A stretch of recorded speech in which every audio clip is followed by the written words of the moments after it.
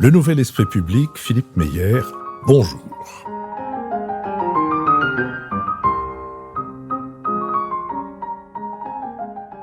Bonjour, merci de nous avoir rejoints pour ce nouvel épisode de notre série Si c'est pour la culture, on a déjà donné. Épisode qui est la prolongation, la suite de mon premier entretien avec Dominique Vermorel, compagnon tailleur de pierre, avec qui nous avons d'abord essentiellement parlé dans un premier entretien de la formation des compagnons et de la manière dont on entre dans ce métier de tailleur de pierre. Dominique Vermorel, bonjour. Bonjour. Vous avez exercé ce métier, donc on l'a vu dans notre premier entretien, d'abord comme apprenti, puis au fur et à mesure des 8 années qui vous ont permis de devenir compagnon dans un assez grand nombre de villes de France, et puis un beau jour, vous vous retrouvez à Rodez. Et à Rodez pour travailler sur la cathédrale où vous travaillez encore, c'est-à-dire ça fait combien d'années que vous... Oui, ça doit faire 39 ans. J'aurais presque fait un tour de cathédrale, si on peut dire comme ça. Effectivement, j'ai commencé en 83, quand je suis arrivé à Rodez, pour effectivement participer à la restauration de la Maison des Compagnons et travailler sur la cathédrale. Alors pour moi, j'avais qu'une rue à traverser et j'avais 2 lieux qui étaient superbes, entre cet hôtel particulier qu'on restaurait et puis de participer à la restauration de la cathédrale. Alors, comme vous avez fait remarquer dans notre précédent entretien, vous-même, quand vous êtes arrivé à Rodez, vous saviez à peine où c'était, enfin vous avez regardé sur une carte, et vous n'étiez pas le seul en France. Je peux en témoigner. Peut-être donc que même aujourd'hui, où Rodez est peut-être un petit peu plus connu grâce au musée Soulages, mais peut-être serait-il encore utile que vous nous disiez à quoi ressemble architecturalement, ou de votre point de vue de tailleur de pierre, le centre historique de Rodez, dans lequel se trouve bien sûr la cathédrale. Oui, c'est sur un piton, vous l'avez dit. Oui, ce centre historique perché sur ce piton, où j'avais l'impression d'arriver sur un petit village, parce que c'était encore avec ces petites ruelles, ces places, ces marronniers, ces arbres, ces marchés, où il faisait bon vivre de voir ces gens se côtoyer dans ces rues de ce petit village, malgré un temps par contre qui était assez rigoureux, et beaucoup plus rigoureux à l'époque, puisqu'on parle de quelques dizaines d'années derrière nous, mais qui était appréciable quand on voyait cette neige, quand on voyait ces moments aussi de froid, ces moments où la ville se repliait, se refermait sur elle-même, où tout le monde rentrait, et de vivre les saisons aussi. J'avais trouvé cette région aussi toujours extraordinaire pour ça, parce qu'on a encore des saisons qui sont marquées. On n'a pas un automne et un printemps, ou un automne et un été, mais on avait un hiver, on a un printemps, un été, un automne, et de voir toutes ces saisons qui défilent même dans ces villages, ou dans cette ville de Rodez qui a 40-50 000 habitants, mais qui avait l'impression d'être un petit village. Oui, je pense qu'il faut dire qu'il y a ce piton dont vous avez parlé, où se concentre toute l'ancienne ville, et puis cette agglomération dans laquelle il y a tous ces habitants est tout à fait en bas, et avec une architecture et des dispositions qui sont tout à fait différentes. Mais là, donc, où vous arrivez, c'est-à-dire à la cathédrale de Rodez, il y a pas mal de bâtiments Renaissance. Oui, bon, il y a des hôtels particuliers, on a la cathédrale, et puis après, oui, on a la maison d'Armagnac, on a plein de maisons qui sont qu'on lit très facilement à fenêtre à meneaux. On voit vraiment une architecture particulière d'une ville qui est très intéressante par rapport à son architecture. Beaucoup d'hôtels. Alors, vous venez de nous dire que vous êtes encore depuis 39 ans à travailler à la cathédrale, mais la demande initiale portait sur quel aspect de la cathédrale et sur quel travail en particulier? Et quand je suis arrivé, c'était les balustrades de la cathédrale qui menaçaient de tomber. C'est des balustrades du clocher, donc un clocher qui est à 86 mètres de haut. Et ces balustrades qui sont tenues entre elles par des fers métalliques qui rouillent commençaient à se détacher et pouvaient créer des accidents. Donc ça a été une nécessité d'échafauder et de restaurer ces balustrades. Donc je suis arrivé avec avec cette mission-là, de participer et d'encadrer l'équipe qui était sur place pour redynamiser, puisque l'employeur que qui m'avait pris pour ce chantier-là, habitait Toulouse. C'était l'entreprise Chevrin-Gély. m'avait confié cette tâche un petit peu de restructurer cette partie par rapport aux hommes qui devaient travailler sur ce chantier et le chantier lui-même. Parce qu'on n'avait pas d'atelier à l'époque. À l'époque, c'était surprenant, on travaillait dans la cathédrale, c'est-à-dire qu'on taillait les pierres dans les pièces en haut. Donc, il fallait monter les pierres, il fallait les tailler sur plate, descendre les gravats. C'était une organisation un petit peu d'une autre époque quand je suis arrivé, que j'ai un petit peu fait évoluer tout doucement pour pouvoir être le plus opérationnel possible. Mais c'était un moment de transformation un petit peu de ces équipes-là aussi. Alors, il faut donc remplacer ou refaire les balustrades? Mais il faut les refaire. C'est-à-dire quand on change une pierre où le fer en foisonnant a fait éclater la pierre, on peut pas recoller et tenir des pierres par de la colle pour partir pour 400 ou 500 ans. Donc on avait des balustrades qui correspondaient à pratiquement un mois de travail sur une seule pierre pour pouvoir la tailler. On avait des pinacles, puisqu'entre chaque balustrade, on avait des gables. Des gables, c'est des espèces de mouvements en pierre pour vous situer avec des décors, des choux sur les côtés et entre des pinacles. Donc il fallait refaire ces pierres-là et puis après il fallait les poser. Donc échafauder, tailler, poser. Donc tout un cheminement qui était déjà et puis vraiment empêcher ce danger, quoi. Mais un cheminement très intéressant dans ce travail-là. Vous avez dit le fer foisonner? De fer? Vous avez dit le fer foisonner. Oui, le fer foisonner, oui, excusez-moi. C'est pas du tout pour vous en faire reproche, au contraire, c'est pour enrichir notre vocabulaire. Qu'est-ce que c'est qu'un fer qui foisonne? C'est un fer qui rouille. C'est un fer qui rouille, et quand il rouille, il fait des desquamations et il pousse la pierre, il fait comme un coin, en fin de compte, et il va empêcher cette chaîne de balustres qui étaient tenues entre elles par ces mains de fer qui deviennent, en fin de compte, qui vont foisonner, qui vont éclater la pierre. Et puis ces pierres vont tomber, quoi. Donc ça vous a pris combien de temps de refaire ces balustrades? Puisqu'on en avait sur 3 niveaux, donc ça a pris quand même plusieurs années. Ça a dû être à peu près 3 ans. Mais entre-temps aussi, je suis parti à un moment donné compléter ma formation à Venise aussi. Je suis parti travailler à Venise. Il y avait un institut de formation. Donc, quand le chantier était bien en route, j'avais candidaté pour une formation de boursier, puisqu'ils prenaient qu'un boursier dans chaque pays. On était 12 boursiers de pays différents, et j'avais été pris pour cette expérience-là. Et donc, je suis parti à Venise compléter ma formation sur le Centre européen de formation du patrimoine. Qu'est-ce qu'on fait à Venise, au Centre européen? Venise, c'est extraordinaire à Venise, parce que déjà Venise, c'est cette rencontre de cette architecture. C'était une rencontre de cultures différentes, puisqu'on était 12 personnes avec 12 interprètes et 12 de pays différents. Donc 12 compagnons? Non, j'étais le seul compagnon. C'est ce qui était aussi intéressant, parce que là, c'était des gens qui venaient de tous les pays. Donc on avait des Italiens, il y avait des Allemands, il y avait donc 12 pays où on se rencontre sur le patrimoine, avec des pays et une architecture très différente. Et on avait des professeurs, des maîtres de tous ces pays qui venaient nous transmettre les restaurations, et dans plusieurs domaines. C'est-à-dire que j'étais pas que dans la taille de pierre, on apprenait aussi dans les autres métiers. Donc ça nous donnait une vision un petit peu globale de la restauration. Et puis c'était une rencontre. Et là, de Venise, ça a été pour moi, ça a été un moment important, parce que c'était Rodez, et en même temps, c'était ce clocher. Et quand j'ai reçu cette lettre comme quoi j'étais pris comme boursier, j'ai été voir mon patron et je lui ai dit, écoutez, il faudrait que je parte sur Venise faire cette formation. Et il avait accepté, et j'étais parti sur Venise avec beaucoup de joie et d'enthousiasme. Et une formation qui durait combien de temps? Ça avait duré 6 mois à Venise. Et là, on vous y expose différentes restaurations de différents endroits. On vous fait participer à des travaux concrets? Alors, on a des travaux concrets parce qu'on a des ateliers. Alors, quand je dis Venise, c'était l'île qui était juste en face, qui s'appelait Sancervelo.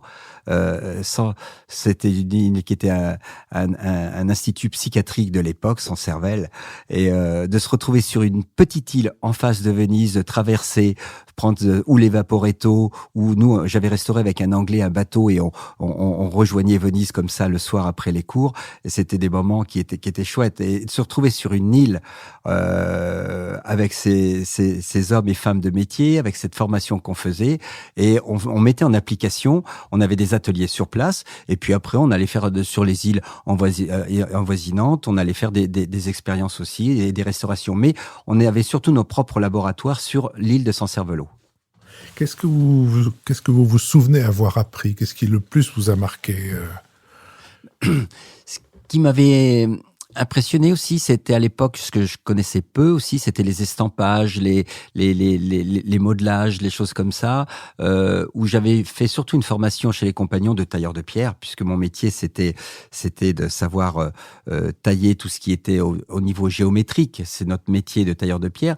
Et là, on était plus dans le métier artistique. On apprenait entre le dessin, le modelage, les estampages, la conservation, les techniques avec les produits, mais qui les produits n'ont jamais été, c'est ce qu'il nous disait d'ailleurs sur cette formation, c'était un champ de laboratoire aussi, on voit que les produits miracles n'existent pas. La pierre, elle tient, et au bout d'un moment, on peut conserver, il y a des silicates d'éthyle, il y a des produits où on peut injecter, tenir, mais pour combien de temps? Et c'est assez éphémère, et je crois que le mieux, c'est encore de pouvoir garder le savoir de l'homme pour pouvoir retransmettre nos pierres, et c'est ce qu'on apprenait aussi sur Venise.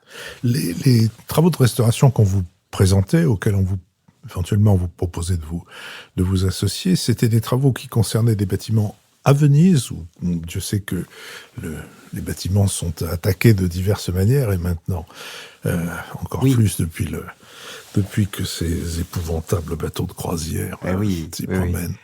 Alors, Venise était ce champ d'expérience, mais comme la restauration est toujours très très multiple, si c'était que sur la pierre de Venise, que sur les problèmes d'humidité qu'on voyait effectivement, mais donc on avait des choses concrètes pour apprendre des choses, mais c'était avec une formation de 6 mois, c'était plus général, parce que Venise avait été choisie surtout par rapport à ce lieu, et ce lieu emblématique au niveau du patrimoine, et puis culturel et cosmopolite, parce que ça représentait tous ces corps de métier de ces pays différents qui venaient. Mais le champ d'application n'était pas forcément Venise même. Mais Venise était pour se nourrir intellectuellement de l'architecture, et puis des cas concrets, la brique qui s'abîme, les problèmes de pilotis, les problèmes d'eau, d'humidité, les problèmes de pierre, les problèmes des sols. Bon, tout ça, on les a étudiés, les marmorinos, tout ce qu'on apprenait aussi, les marmorinos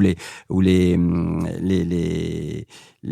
comment ça s'appelle, au niveau des sols, les terrazzo, tout ce qu'on avait appris aussi on apprenait à les faire, mais c'était pas que pour travailler sur Venise. Alors, vous quittez Venise après ce centre de formation, vous retournez à Rodez, je fais avancer un peu le temps, les balustrades sont finies, ça a pris quand même au total 3 ans. Vous avez dit, 3 ans.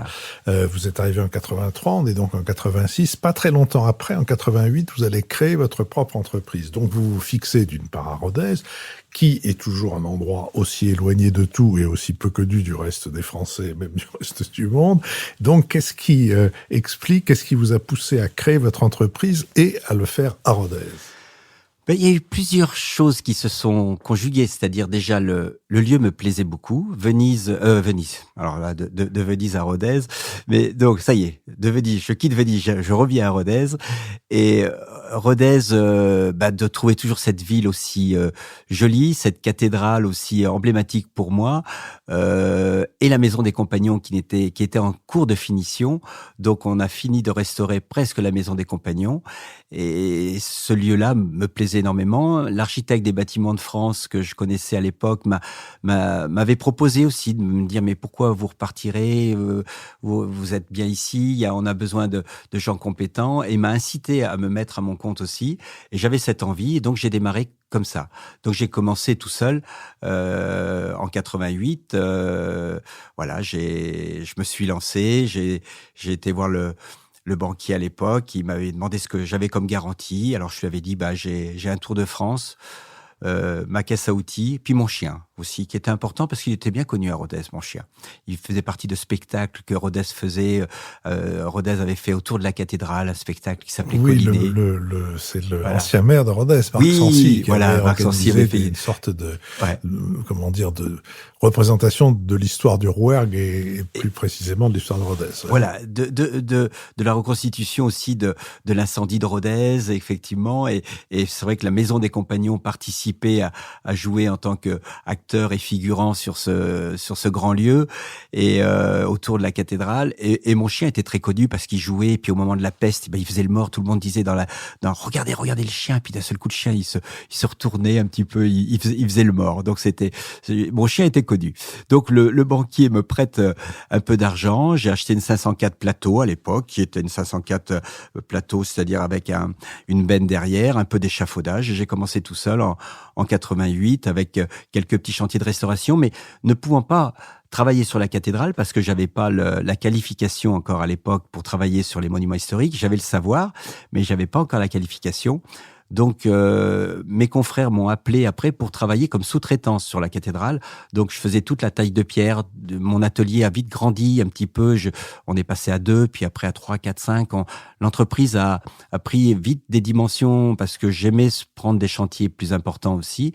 Et donc, j'ai pu travailler, ne pas laisser la cathédrale. Comme ça, j'ai fait tout le chevet après en restauration pour une autre entreprise où j'étais en sous-traitance. La qualification pour travailler sur les monuments historiques ? Il faut avoir, et heureusement, il faut avoir cette qualification. C'est une qualification qui se donne par rapport à des attestations des architectes en chef des monuments historiques, par rapport à des dossiers qu'on soumet au niveau national et au niveau départemental et national. Mais celle-ci est nationale, cette qualification, et elle est très importante parce que ça donne l'autorisation de pouvoir travailler en tant que chef d'entreprise quand on a ces compétences requises. D'accord, donc c'est une autorisation, une qualification, oui, qui vient, au fond, constater une expérience. Oui. Plus que c'est pas un examen, c'est pas. Je dis ça parce qu'en France on a le génie des examens. Je me souviens que pour être fort des Halles, il fallait avoir fait une dictée. Donc je me demandais si aussi pour être qualifié, il fallait. Non, effectivement, c'est par rapport à ces attestations, mais c'est-à-dire ça. C'est un petit peu compliqué parce que quelqu'un qui veut démarrer sans connaissance ne pourra pas. Donc il faut vraiment. Moi j'ai eu l'opportunité que les conservations, les DRAC, les directions régionales des affaires culturelles me connaissaient un petit peu. Donc insensiblement j'ai eu des attestations d'architecte en chef et j'ai pu travailler et j'ai pu après répondre après quelques années sur la cathédrale puisque j'avais ces attestations. Comme chef d'entreprise, mais en démarrant tout seul parce que il faut être crédible. On peut pas donner de tels chantiers avec de telle ampleur à quelqu'un qui a peut-être le savoir, mais qui n'aura pas suffisamment de matériel ou qui n'aura pas suffisamment les reins solides ou la structure ou il faut aussi gérer des équipes. Donc elle se donne pas à n'importe qui, n'importe comment cette qualification. C'est pour préserver les savoir-faire et puis les capacités de l'entreprise qui sera capable à répondre à ces chantiers aussi importants.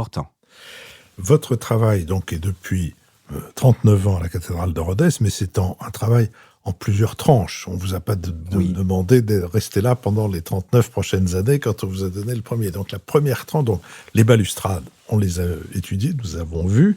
La deuxième tranche, dans laquelle vous intervenez comme patron et non pas comme sous-traitant, c'est quoi ? Ça a été juste en face de la Maison des Compagnons, cette petite ruelle d'Impasse Cambon. Ça a été donc la façade nord des bas-côtés.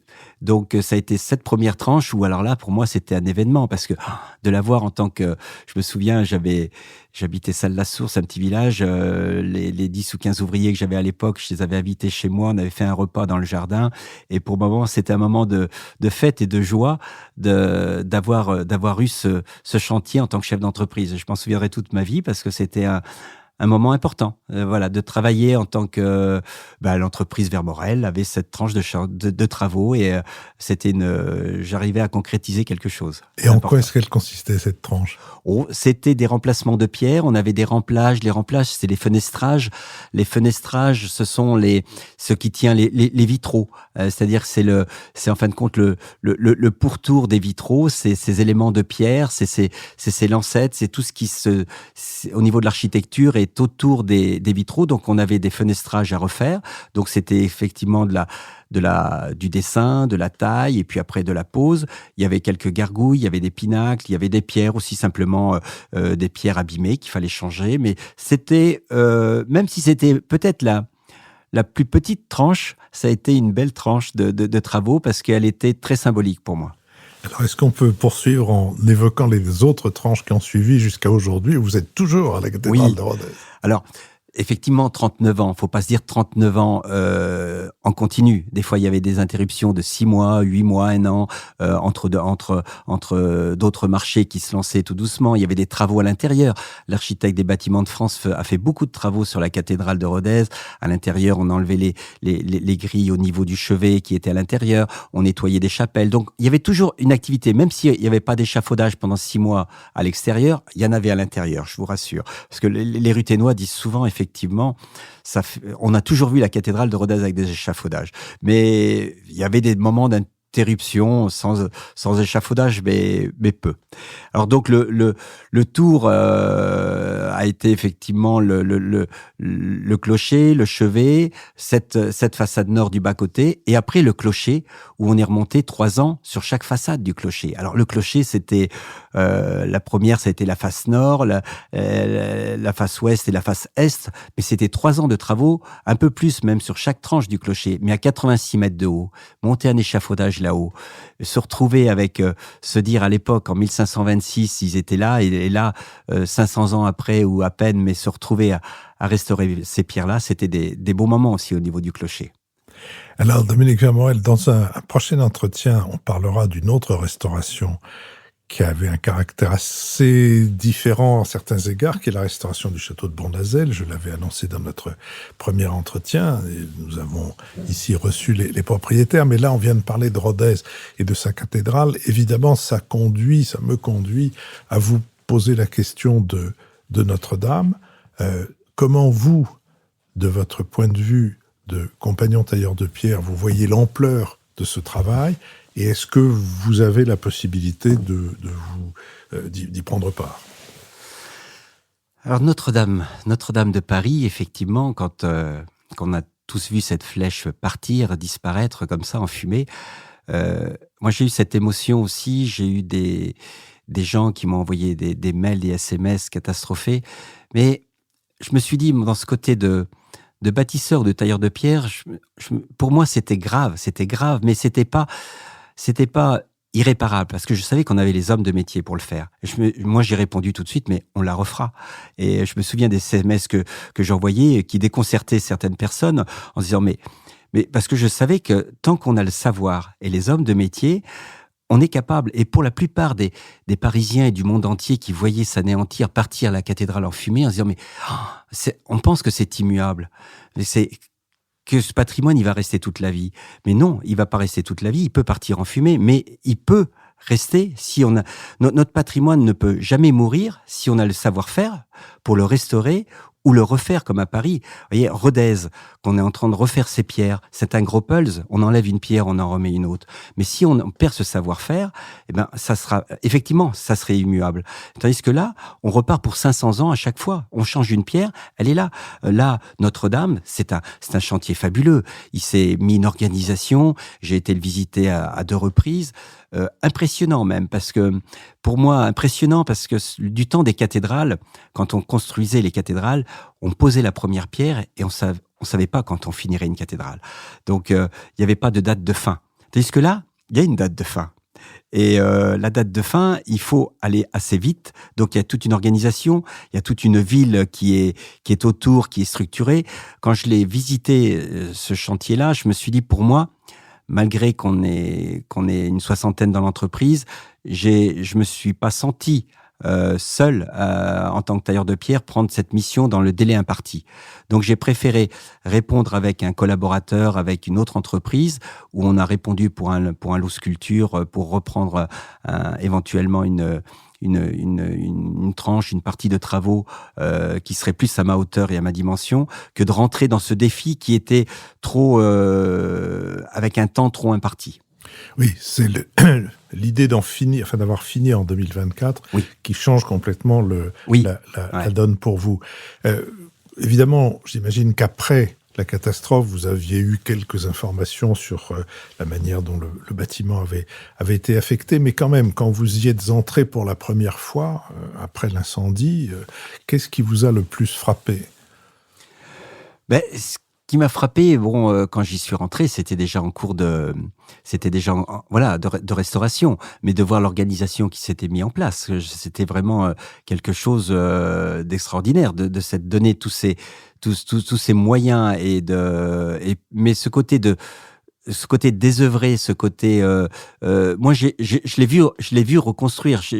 J'étais catastrophé par rapport aux choses justement irréversibles qui ont réellement été abîmées, mais le reste qui peut se refaire, comme au niveau de la charpente, de la taille de pierre, je me suis dit la structure générale, quand une œuvre part, si un tableau brûle, effectivement, c'est irréversible, mais une pierre qui est abîmée, qu'on va pouvoir refaire, ou une charpente, alors effectivement, c'est pas la charpente d'origine, c'est pas les pierres d'origine, mais on va faire à travers ça le savoir-faire des hommes. Et ça, c'est important parce que ces pierres seront chargées de la main de l'homme de la même manière qu'elles avaient été faites à l'époque.